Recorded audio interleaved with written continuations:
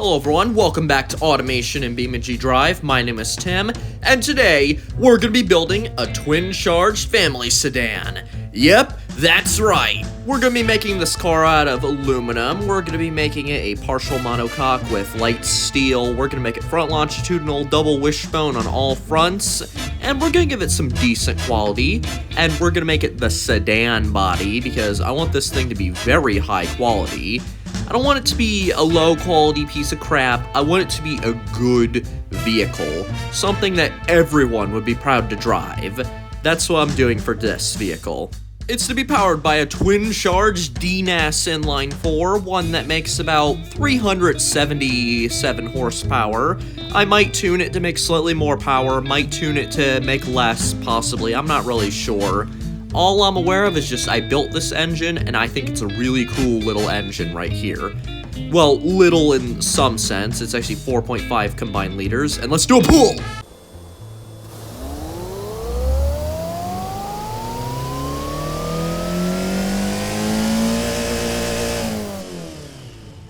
Since we've already ran the engine, I'm gonna show you what the behind the scenes for this thing looked like, because quite frankly, they are absolutely ridiculous if I say so myself. 9 horsepower at 5,400 RPM, just think about that. You're just cruising along, the moment you hit 5,400 RPM, your engine basically stalls into oblivion, and then you just jump back up to like 370 something horsepower. Nice, but quite frankly, we can't have that happening because I want this thing to actually be good. And in all honesty, I'm probably going to tune it for more power because I want this vehicle to go 200 miles per hour. That's my goal. Alright, for our vehicle, we're going to give it an advanced automatic 10-speed, very high speed, open differential, good quality. Now for the tires, we're going to do very good rear tires. We're going to do medium compound, not exactly sport yet, but we're going to do good tires. We're going to give this thing vented discs, not carbon ceramic. After all, I want this thing to be affordable by normal human beings, and most people, unfortunately, cannot afford carbon ceramic. And also, carbon ceramic is not actually that good in regular civilian cases. It's good for racing cases, though, and we're going to give this thing a standard interior, basic everything. We're going to make this thing a very normal vehicle that a normal human being can afford, because, quite frankly, I don't want this thing to be like $90,000. I want this thing to be more in like the $40,000 range. And we're going to give it good old electric steering right here.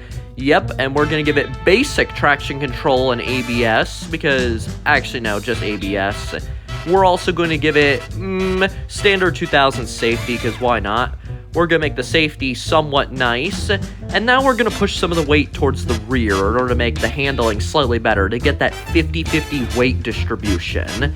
And, okay, right now, our steering is not looking good. We have a lot of understeer right now, according to that chart. But hey, one of the good things about it, hopefully this vehicle looks good. And as of right now, it's a very nice looking vehicle. Anyway, cool transition.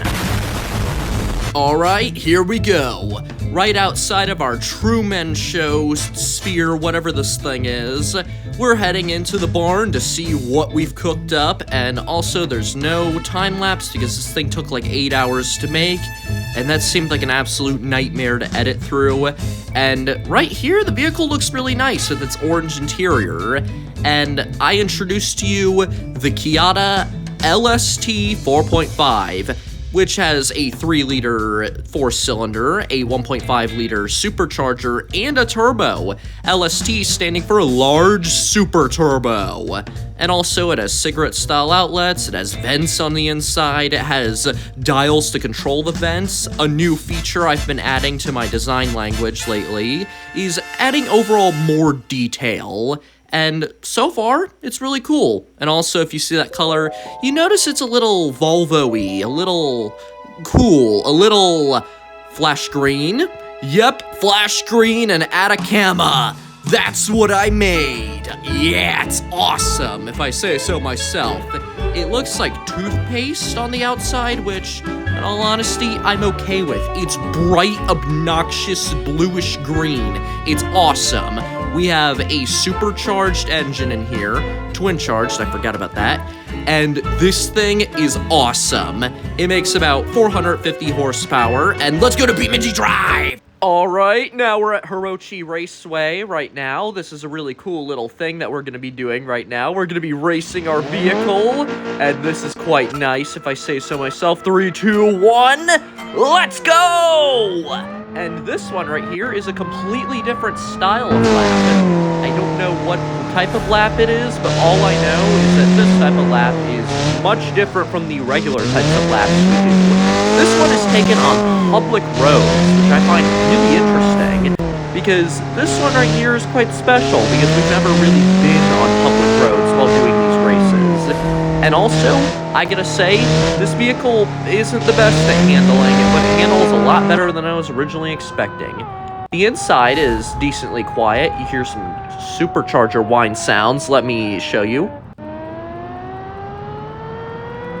Yep, those are some really nice sounds when you really think about them. And when you hear them inside the interior, they're very nice. And so while racing this thing, something I've noticed is that this thing isn't the best sounding vehicle, but it also does sound relatively good. And I kind of hear like a clicking sound when the vehicle is just idling or something like that. And, oh, that was a close call. We almost hit the fence. That would have been absolutely awful. And, okay, I don't know why I'm thinking right now. I was slowing down, thinking about something, but now I got that dealt with, and now let's keep going full speed, full force right now. We're gonna go so unbelievably fast, and we're gonna hit a fence. Oh my, that fence should have been destroyed. We're driving a 3,500-pound car. That fence was just chain link and all that. That was not solid. Nothing can tell me that fence is a solid object, other than this game's lack of... Are you actually kidding me? Are you kidding me? What just happened? What just happened? Why? Okay, that was actually a pretty cool stunt right there, and... Oh no, we're stuck. We're stuck. I should have made this thing like all-wheel drive or something like that. That was awful. This thing got stuck. That is not good at all. Now we gotta keep going and going and going. Let's see. Can we keep going? Can this thing go all the way through the whole lap? Can this thing make it in one piece? Which, right now, I'm kind of doubting, because this thing has really dodgy handling right now, and it is not handling well at all. This vehicle is handling like absolute crap right now. And please just go. Like, one thing I can say positively about this vehicle, it accelerates nice and all that. It does a cool little burnout sometimes. That's nice. And it also looks nice. And, of course, we hit another rail, because why not? And, oh my, why? Why? We're so close to the finish line. Why do you have to do this to me? Why? I love it. Oh, it has really cool taillights. Like, I'm trying to be nice to this thing, but I can't. It's failing on me. And we had to finish the race backwards. And, oh my, 3 minutes and 18 seconds. We flipped over and crashed multiple times. That was catastrophically awful. This car sucks at this. Anyway, let's go to the drag strip. Alright, we're here setting up right now. 3, 2, 1, let's go! Okay, that was really cool. We left some tire marks on the ground, and I'm just gonna let this thing do its thing. That's a nice sound. 11.4 seconds at 125 miles per hour. That is genuinely not bad. Anyway, let's go to the Nürburgring. Anyway, we're at the Nürburgring. 3, 2, 1, let's go! Thanks for it.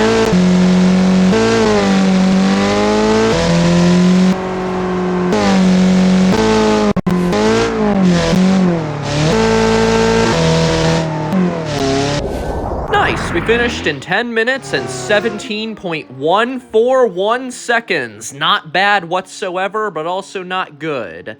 Last time was like 12 minutes, so pretty good.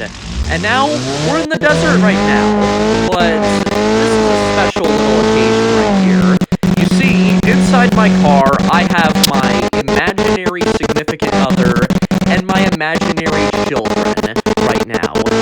going to be visiting our grandparents' house because, well, they live in the desert for some unholy reason. I don't know why they had to move out here, but for some reason they did, and that annoys me.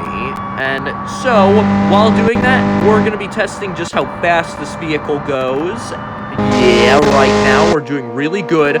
180, fantastic, incredible. This vehicle is awesome. Like, I'm not even kidding. This is actually one of my favorite vehicles I've made so far.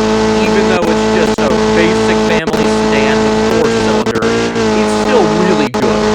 And this thing is capable of, like, almost 190. That is incredible right here.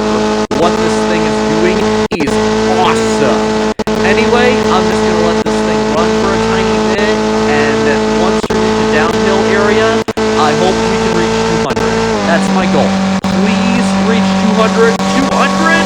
We made it to 195, 196, 197, 98, 99, and 200! Yes, we did it! We reached 200! This is so awesome! 203, 204. Oh my, this thing is insanely fast. 206, 205. Okay, we're going. We're doing phenomenal right now.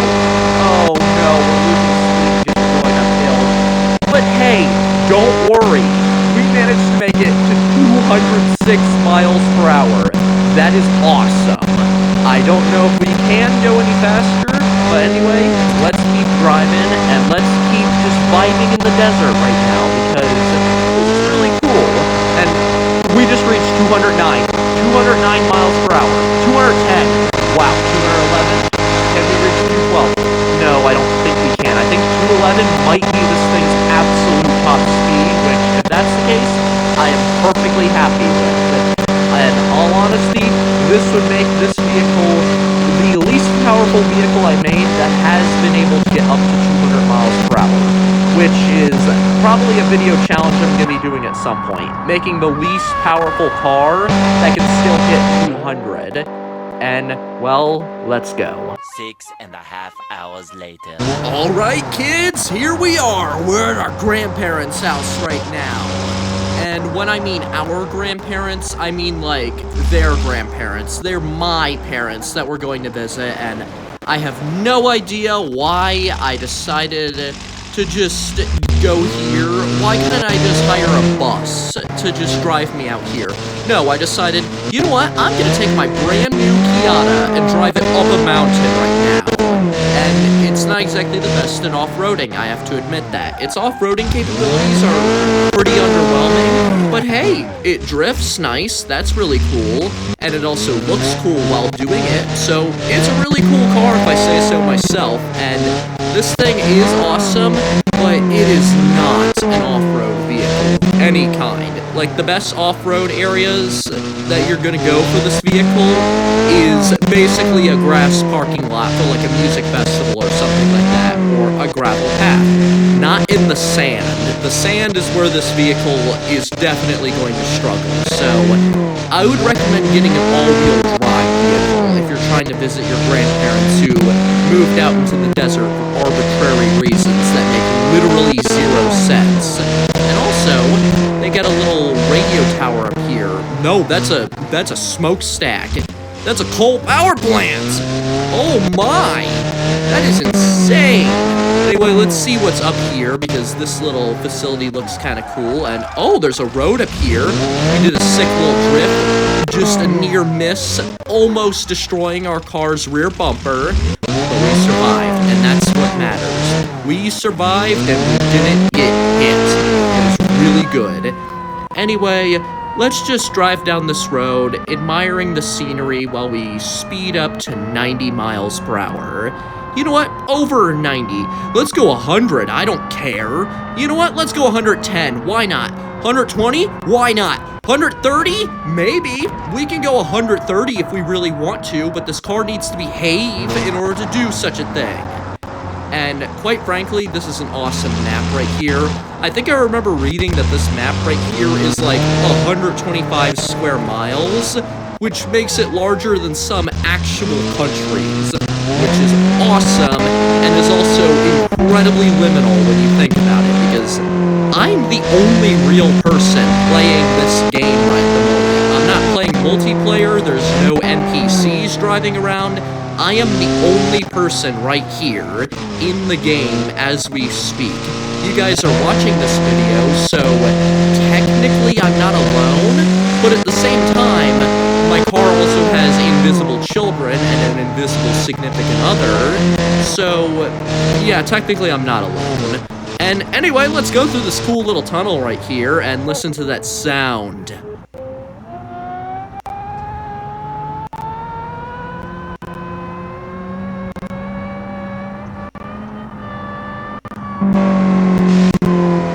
Honestly, that was quite possibly the most pathetic tunnel I've ever been through in my entire life. That was insanely embarrassing and insanely disappointing.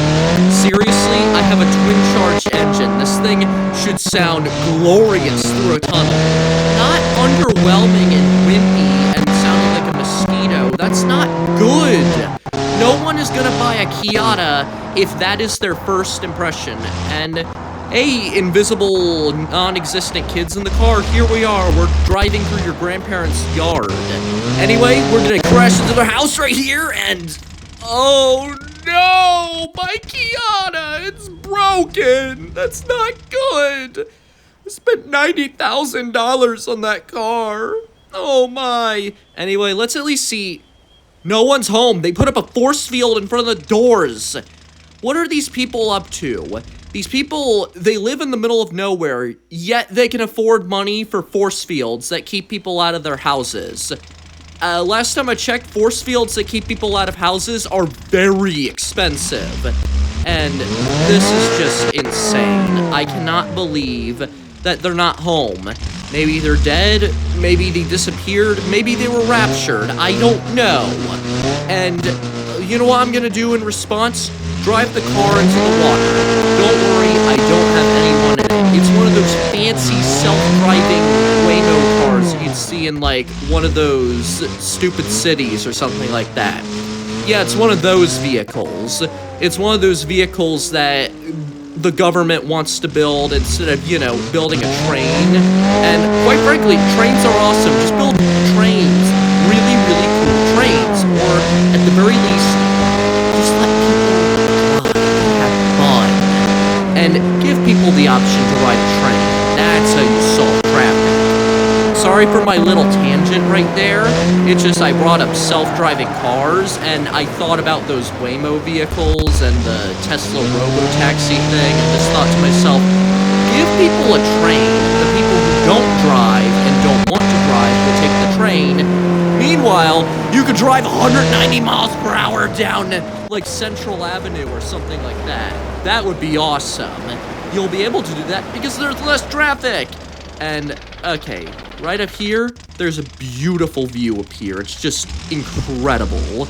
And this vehicle absolutely sucks at off-roading. But hey, we're doing a reverse burnout. That's really nice. And oh my, I saw really far into the distance of this map, and I realized just how far up we are. We are so unbelievably high up, it's actually insane. And well, that's about all for today, and I hope you enjoyed the video. Anyway, that's all, bye!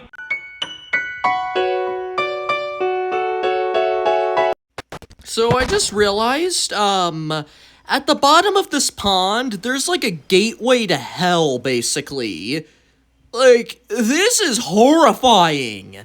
Like, this looks horrifying. I think BeamNG Drive might just be the scariest game I've ever played. Anyway, I'm scared right now. I need help. I'm stuck in a hell pit right now that's disguised as a pond. Anyway, bye.